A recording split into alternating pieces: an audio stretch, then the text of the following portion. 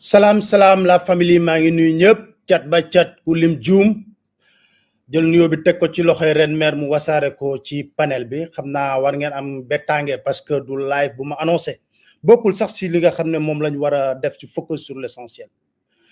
mais dafay jaadu fu réew mi toll bu ay nit génnee wax kàddu yoo xam ne lépp ay feni neen la te mag du fen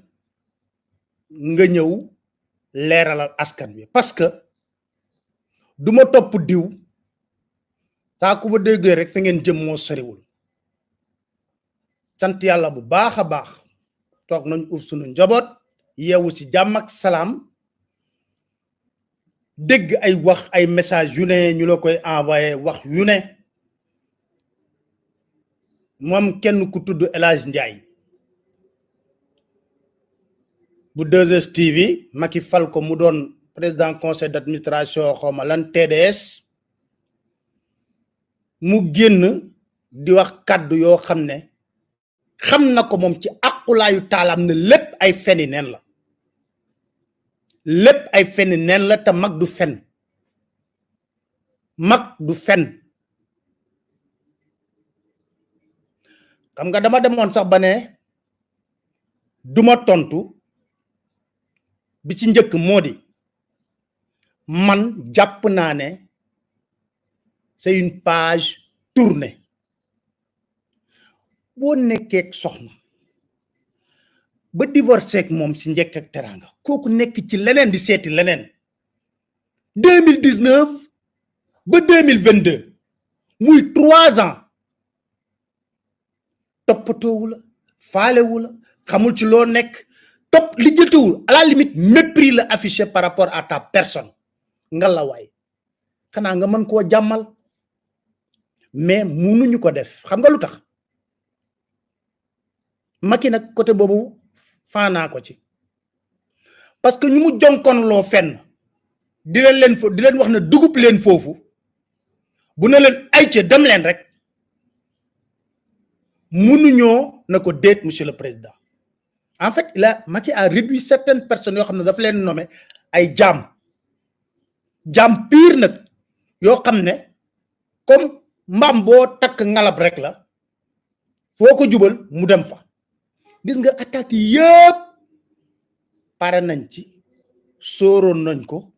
te déterminé nañ pour faire face parce que jàpp nañ ne combat bi nga xam ne moom la ñuy xeex pour Sénégal dara ak kenn mënuñ ci divertir mais man nag xanaa ñenn ñi non Sénégal gi ñëpp xam nañ ne El Hadj wayul xam naa mois de juillet war nga am rendez-vous c'est psychiatre bi normalement parce que boo defee yii rek à chaque fois am na crise psychiatrique booy dund normalement juillet war nga am rendez-vous foofu parce que waxi dof rek nga yëkkati wax te lépp lay démontrer ne ay feni neen la te mag du fen nga ne man dama toog sa télé di saaga président de la république di saaga ay institution génneel benn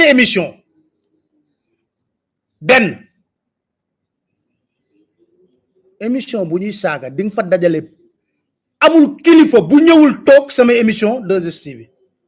kon kilifa yooyu ñàkk nañu fayda de du ministre du président de la république du kenn ñëpp ñëw nañ toog sama émission riigu def ak man émission am na wala amul sénégalais yi ñooy seede waaye yow sa bopp hypocrisie bu nekk ci yow ak sournoiserie bu nekk ci yow nekkul ci benn doomu aadama buy dox ci kaw suuf te dinaa la ko wax ñaata yoon laa toog man émission yow El Hadj Ndiaye sa aqulaay taala ak nga ñàkk sa njaboot gi yëpp waat ko nga envoyé ma message texto il faut attaquer Mamour Diallo parce que moo nekkoon directeur du domaine xam nga da nga ne dañuy révéler rek nañu dem lépp lañ denc nag taxaw na pett di leen xaar xamoon nañ ne tôt ou tard lii day ñëw parce que li wax na rek les chiens de garde de Macky ñu jëfuur jamono yi envoyé message Mamour Diallo mu nekkoon directeur domaine sa terrain boobu nga xam ne boo passé port ba di ko dem te libanais yi di fa tabax jamono yooyu benn kii nga amoon ci contentieux ak libanais Mamour Diallo na du tranché nga envoyé message Pape Alé il faut attaquer Mamour Diallo ma ne la pourquoi kon booy wax ne attaque xanaa yow yaa ko doon sooke ma ne la pourquoi attaquer Mamour Diallo woo nga ma sa bureau da nga ne da ngay wax rek révélation ma toog nga ne ma attaquer Amadou Ba xaw ma lu tax après laa ko xam ma génn wax sa soxna ne ko mais si jëkkër la la séq ak Amadou Ba conteneur matériel yi ngay indi bëgg ci exonération mu defal la ko benn yoon takk sa biir lan nga yàkkul président Macky Sall yow président Macky Sall bii ngay wax lan nga ko yàkkul elay fàtte xaju fi fàtte xaju fi et puis il faut être respectueux bu la nit yàlla mi ma tiim nga xam ne li may def nii sax neexuma xam nga lu tax relation yu rafet laa séq ak njabootam te relation yooyu dama daan ñaan yàlla mu perdurer ndax man jaar naa sud relation yu rafet laa séq ak waa sud c'est comme une famille pour moi nit mooy liggéey ci fenn jóge fa dem feneen yow sa jalousie maladive bi nga am ci Youssou Ndour moo taxoon nga bañ Macky Sall ndax Youssou Ndour dafa xeexoon ba Macky Sall nekkoo pouvoir yow boobu yaa ngi ànd ak Abdoulaye Wade ngay inventé ay histoire ne way chaque 31 décembre dañ leen invité ay nit pour kon ba ñuy invité Macky Sall 31 décembre 2011 fan lañ ko tegoon bu Sonko bi maa ngi ñëw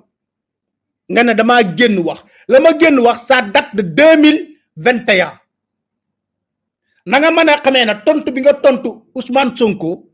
ça date de 2019 nga jàpp na 2021 parce que dañ maa sosal lu ñëw weng ma noppi wàlla ko 2019 ba 2021 ma dem Sud FM ñu posé ma ci question ma tontu na leen dinaa leen wax li dëgg bi xew ci bureau soxna Marème Ndiaye la ñu invité Ousmane Sonko moo nekk directrice de la télévision Moustapha bu yor digital toog looloy dëgg du Pape Alé moo jël initiative bi Marème moo ko suggéré Moustapha est témoin parce que da ngeen wër di wax parce que ba ngeen demee Farba Ngom yow ne la président nee na da nga war a teqali ko Pape Alé pour am jàmm li nga bëgg mu defal la ko nga ñëw inventé ay mbir mais man ba ma fa jógee ba léegi mais sant yàlla déggoo ma wax ci lu ba lay tuddee wax naa la man doo référence doo modèle ci man honnêtement parce que man du ma dundee l'arbinisme du ma dundee mensonge te gaw ma loolu man Pape Alé gaw ma loolu nit ki li mu war a am ci àddinam yàlla bind na ko l'arbinisme de tous les régimes daji nañ la fi na yaa taal sa jóob ñu jox la fi nga nekk nii nan nga ko amee boo bëggee ñu avancer nan nga ko amee ci Ablaye Wade nan nga ko amee fu toll noonu nan nga ko amee ci digg Ndakaaru waxuma teere yi nga dem sosol Ablaye Wade na yaa ngi koy am mu daggal la ko ci fois nga ne danga koy may say reporter dara du ci dëgg nga jël genn wàll gi yépp jaay yii nga xam loo ci def nit day wax dëgg président Macky Sall da nga ko aaye woon sax 2S laata muy ñëw au pouvoir Macky Sall xam na bu baax li muy wax daaka ba ay reporter fekk nañ la fa Macky Sall nga toog nga ne leen ba nga nekkee di wut nguur nga ne leen laa njaay moom xam naa ko bu baax moom ay biram lay régler ak affaire yooyu foofu moom je crois que benn journaliste moo fa honnête parce que dama jàpp ne ni pouvoir amee wàll ci télé noonu la opposition amee wàll ñun sunoo tëddee njaaxaanaay dem nga ba génne tey jii Afrique City Khalifa Sall dala jox xaalis bu weex tal nga def ko direct ba pare la des ca xaalis bi ñu jox la nga ne ko buub moo ne de ba mu nekkee ci jafe-jafe note de service nga génne nan nga ñu nga ne il est interdit formellement de parler de l'affaire Khalifa Sall man rek Pape Alé man maa amoon fit ñëw di def émission di wax ci Khalifa Ababacar Sall lu tax duñ ko wax xanaa def ñu information. Et puis encore mensonge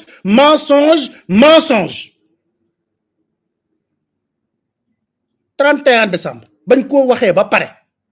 du man maa censé ñëw wax la lan la ñuy def parce que fàtte xaju fi plateau biñ ko defee plateau bu bees la woon parce que li may wax nii waa 2S xam nañ ko plateau bu bees la woon yow yaa ngi fa woon yow ak sa soxna la veille émission 31 décembre bi ñuy xool plateau bu bees bi yi lii yëpp ngay wax c'est pour faire plaisir à Macky Sall di wax ne oui tu as vu j'ai attaqué boo waxee loolu ba pare dungusu dem Mermoz dem nga ba Marème Faye Sall taa yi nga xam ne relation yu rafet ak moom nga may jalouser ak Marème Faye Sall lu tax Marème di la woo mais man je suis un Sénégalais ministre boo bëgg a woo mu teel nga ne oui je les appelle ils ne prennent pas mais quand toi tu les appelles ils prennent ma ne ko mais parce que man séquma ak ñoom business diluma man profession journaliste la invité leen wax ak ñoom loolu laa séq ak ñoom diluma yow ministre boo woo service ngay laaj ci say dilu bopp ngay nekk kon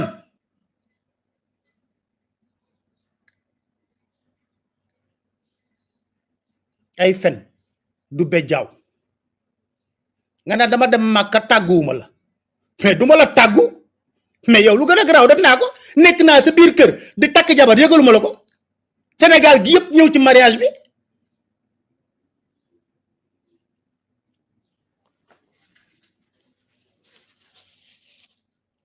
xanaa looloo gën a dee lu tax Màkka bi yow xam nga lu tax boo waxee dëgg année d'avant bi 2016 je crois lu xew ambassadeur Arabie Saoudite mooy tànn ay journalistes yu muy invité man je ne suis pas obnubilé par l'idée de la Mecque patriotique am naa lu mu mën a yóbbu Makka quand même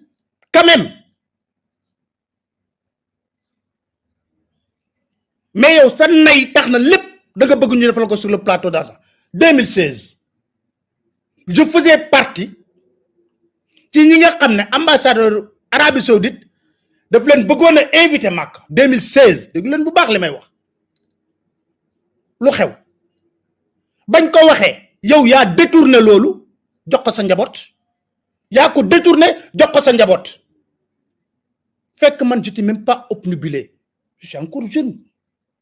2017 année bi ma demee Makka Trump ne première visite officielle la moom koy def en tant que président Amérique Makka la koy defee ambassadeur u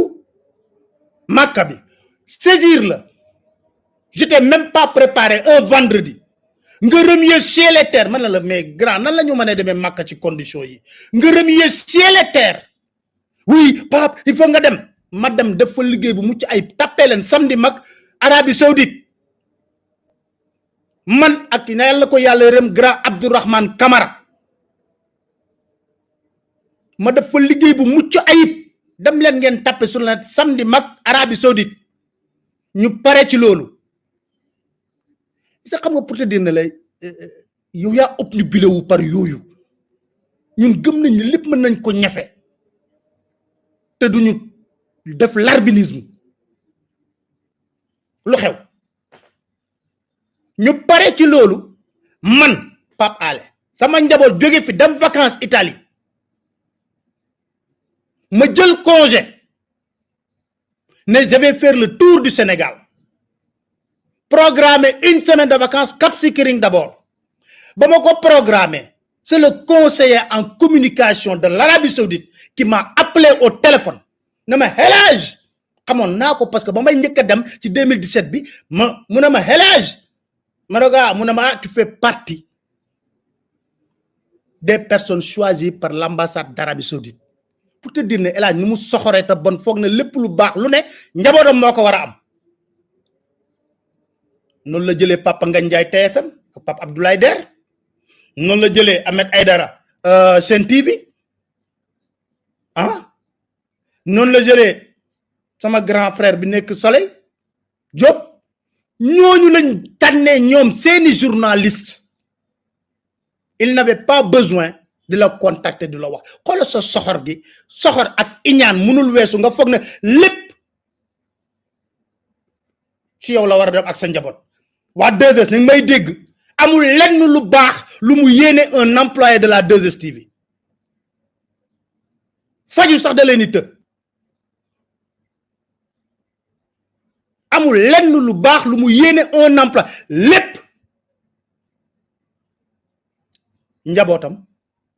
ak moom point ma nekk congé ambassade Arabie Saoudite woo ma yow bu nekkoon kay procédure bu normal la ñoom la yoo la ñuy contacter Sidi Diop laa doon wax Soleil sama grand frère j'étais pas le seul journaliste roi Arabie Saoudite tànn ay journalistes ils étaient satisfaits du travail que j'ai eu à faire avec Trump bu la naqadee nag yaa xam c'est pas mon problème parce que bu la ko joxoon nga détourné waat ko parce que ba ngay tëb di dal pour ma forcer ma dem ànd ak voyage dem Trump bi loolu nga daan xaar xam nga dama lay dégg ngay attaqué Youssou Ndour di wax ratatatatatatatat Youssou Ndour dafa jël say employé loolu du gàcce ci yow say employé boo leen fayoon gérer leen na nga leen war a gérer amuñu benn problème mais duñu seeti feneen parce que c'est des professionnels qui circulent yow kay fexeel ba téye say employé da yaa ngi ni mënoo débaucher benn employé fële wala koo fa débaucher musiba naaru laay lay dund lu tax pourquoi tes employés te quittent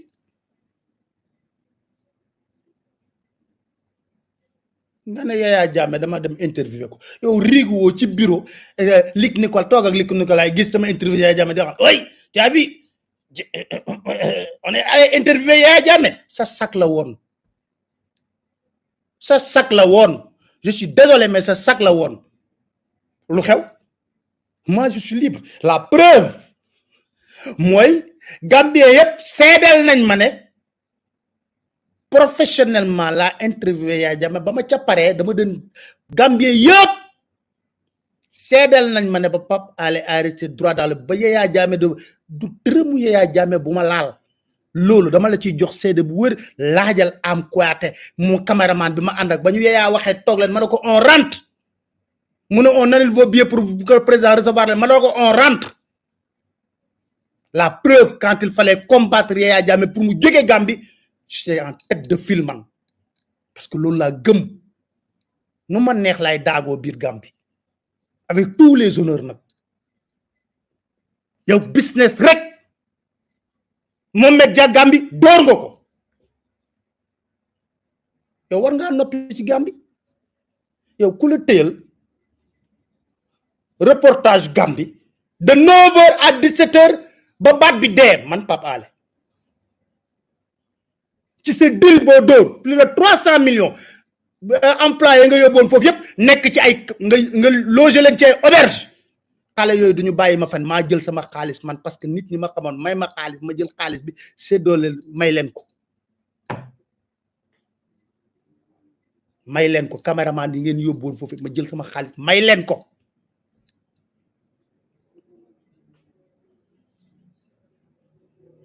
xam nga nit nag da ngay gëm sa bopp la preuve bañ demee Gambie jour bi ma defee sama liggéey ba pare boobu ngeen ma gëj a gis ba le jour ba 72 heures jour du départ nekkuma woon sax yéen dund ma sax yéen parce que man damay def li ma war dox sama dox goreel parce que man maa toog man yore la sa antenne 9 heures ba 17 heures xam nga nag yi yëpp may wax nii bëgguma ci woon yegg mais comme Macky dafa am ay chien de garde ñun ñëpp dañuy tëb di daal ku ci wax ooy Pape Alé mu de il ne doit pas raconter ce qu'il a dit mais quand vous confectionnez des mensonges pour yàq deru Pape Alé tontu leen il faut ñu arrêter faut qu'on arrête il faut qu'on se respecte parce que man j'ai tourné la page ba ma fa jógee laa ci pare relation yu rafet laa siq ak tous les employés ba sa njaboot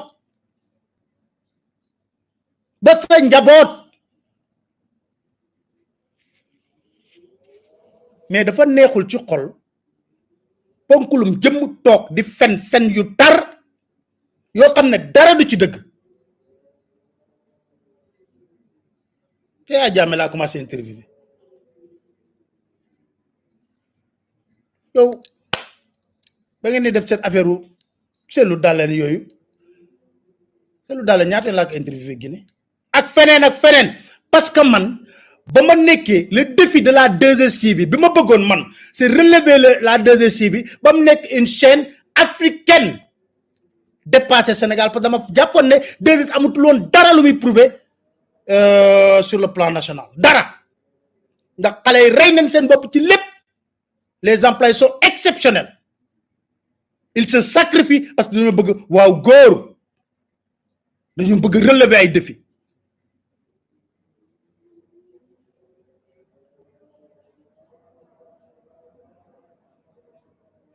xam nga am dafa yomb trop ku nekk mën nga xool ni ngay amee mën nga am par le mensonge l'arbinisme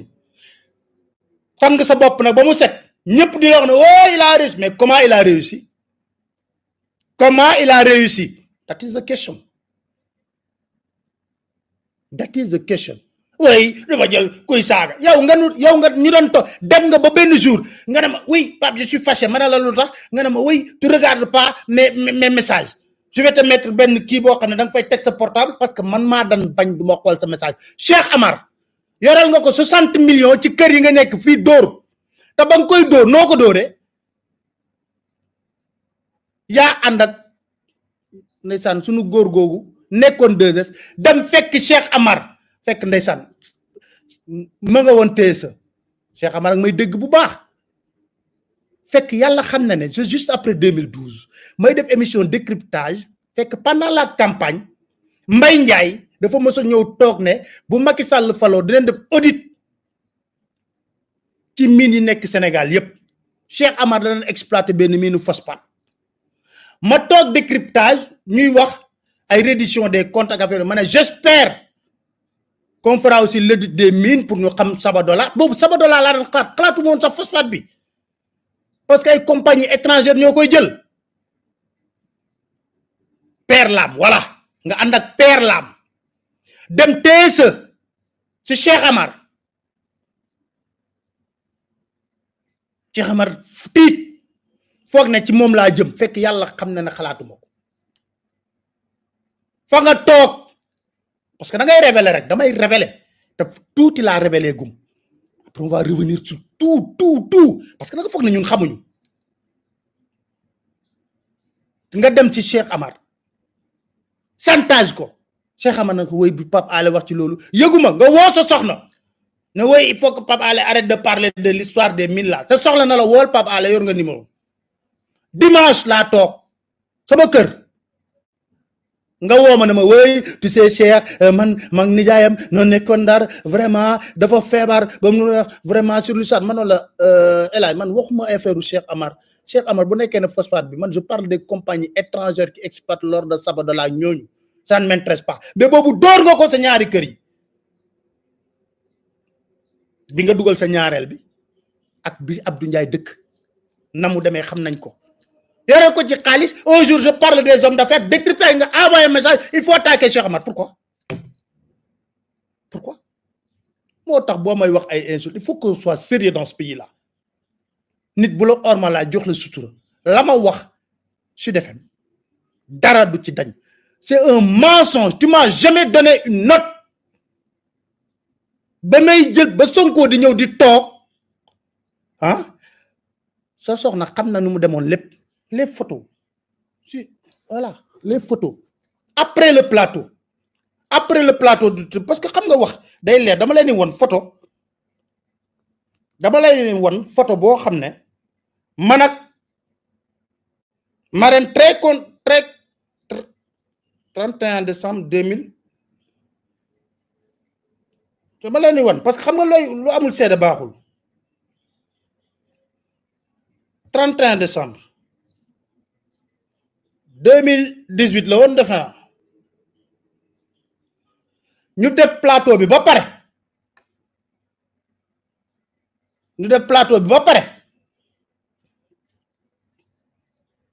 bañ defee plateau bi ba pare bañ wàccee yow yaa ngi lox parce que boobu ay Farba Ngom lay woo c'est normal parce que ay Farba Ngom ñooy indi ay maletu xaalis di ko jëndee seen retransmission des meetings yooyu ñuy def parce que dama ne wax ci dafa yomb trop parce que boo ne du ma topp diw fa ngeen jëm moo soriwul lu ne danga koy yàq Youssou Ndour mais Youssou Ndour bi ngay yàq lu ne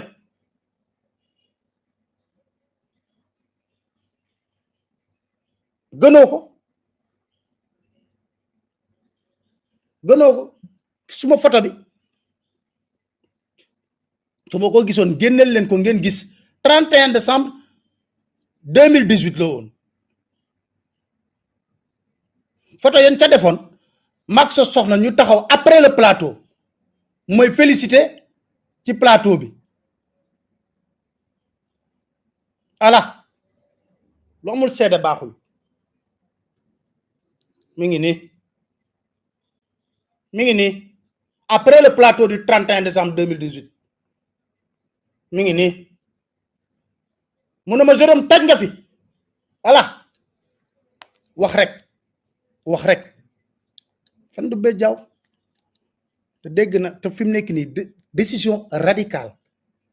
toppatoowuma leen faalewuma leen mais man da ngeen ma may jàmm voilà di jéggalu ñëpp nag bu nekkee ne wax yi xaw na ñagas waaye dañ toll ci foo xam ne il faut rétablir la vérité dafa am ay doom ma am ay doom mu am jabar ma am jabar voilà mu am ay nit ma am ay nit kon buy wax bay xaabaabal boo ko xoolee sax nga xam ne léppam naan siwul voilà toog di wax serviral Macky Sall dungurul nguur parce que tàmm nga ko loolu sa life la way of life la waaye mag ju baax bu la mosoon a seet ci un jour sa biir bureau génn na ñuy waxtaan mu ne ma Pape Alé xaalis moo dul seexlu rek bu doon seexlu kii du doon sa kilifa xaalis moo dul seexlu bu doon seexlu kii du doon sa kilifa di sant ñëpp di gërëm ñëpp di leen dig daje incha allah ci benn waxtaan lii dama ko defoon parce que bugguma bu ñuy waxtaanee réew mi ñu ñuy divertir bu ñuy waxtaanee réew mi dañuy focus sur l'essentiel moo tax yii di dama ko def pour répondre uniquement incha allah ci début semaine bi dinañ dóoraat yeneen yoo xam ne ci réewum Sénégal la ñuy wax ni ñuy wax yëpp way xam nga lii di lénifiant loolu yëpp dóor la ay dóor loo xam ne réew mi mais toogul mais Macky nag xam nga boo ànd ak moom lekk pam tëdd orange xaw ma nu wax gars yi di waxee par la force chien de garde yëpp dinañ génn ratatat Pape Alé am na ñoo xam ne naa leen tontu dégg naa benn xawma benn xam man dee ma dimbale waaye man parce que xam man yooyu du ma ko déglu am na sama frère qui m'a envoyé na ma un imam boo xam ne troubadour léegi coggu Marème Faye Sall la New York ko xaw ma coggu Marème Faye Sall la dundalul diine di dilee diine di ñëw taxaw di wax gis nga duñ xam sax lu ñuy attaqué Pape Alé de parce que dañuy wax dañuy jéem a fexe oui Pape Alé léegi mais focus gars yi focus sur l'essentiel le reste divertissement la mais dañuy tontu defante dugg boîte vocale ba perte lu gars yi réseau ay ca